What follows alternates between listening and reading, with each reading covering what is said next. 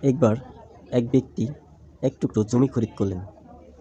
জমি ক্রয় করার পর সে যখন সেই জমিতে চাষ করতে লাগলেন, তখন সে তার কোদালের শক্ত কিছুর আঘাত অনুভব করলেন। এরপর তিনি ভাবলেন, জিনিসটি কি হতে পারে, আমি মাটি খুঁড়ে এটা দেখব। এটা ভেবে তিনি কোদাল দিয়ে মাটি খুঁড়তে লাগলেন। মাটি খুঁড়তে খুঁড়তে দেখলেন একটি মাটির কলসি, যা স্বর্ণ দিয়ে ভরা। এরপর তিনি কলসিটি নিয়ে জমি বিক্রেতার বাড়িতে চলে গেলেন এবং তাকে লক্ষ্য করে বললেন, জনাব, আমি তো আপনার কাছ থেকে এক টুকরো জমি কিনেছিলাম, আর সেই জমিতে একটি মাটির কলসি পেয়েছি। কলসিটি স্বর্ণ দিয়ে পরিপূর্ণ ভরা।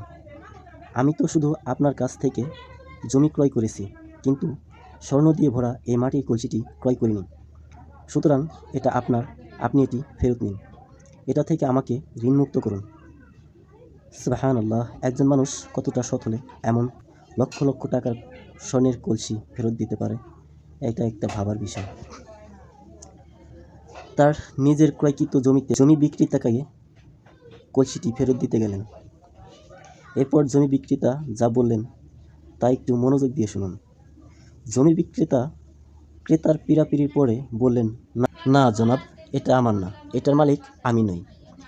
এই কলসিটির মালিক আপনি, কারণ আমি তো আপনার নিকট জমি বিক্রি করে দিয়েছি।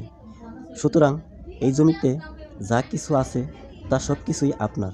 অতএব এই কলসির মালিক আমি কিছুতেই হতে পারি না। এভাবে দুজনেই কলসি নিয়ে একজন আরেকজনকে দেওয়ার জন্য ধাক্কাধাক্কি করতে লাগলেন, কিন্তু কলসিটি নিতে কেউ রাজি হলেন না। তাহলে এবার উপায় কী? কোটি কোটি টাকা মূল্যের এই কলসি ভর্তি স্বর্ণ কেউ গ্রহণ করতে চাচ্ছেন না, তাহলে অবশ্যই তো একটা মীমাংসা করতে হবে। শেষ পর্যন্ত তারা বিষয়টি মীমাংসা করার জন্য দুজনেই একজন ইমাম সাহেবের দরবারে উপস্থিত হলেন এবং দুজনেই নিজ নিজ বক্তব্য পেশ করলেন।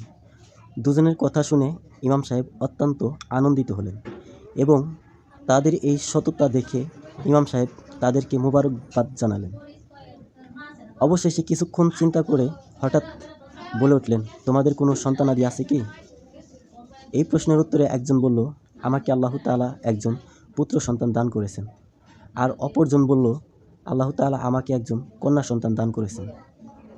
এবার ইমাম সাহেব তাদের সততার এই দণ্ড নিরসনে উভয়কে চমৎকার একটা ফয়সালা শুনিয়ে দিলেন। তিনি বললেন, প্রথম ব্যক্তির ছেলের সাথে দ্বিতীয় ব্যক্তির মেয়ের বিবাহ দিতে হবে এবং এই স্বর্ণগুলো সেই বিয়েতে খরচ করতে হবে।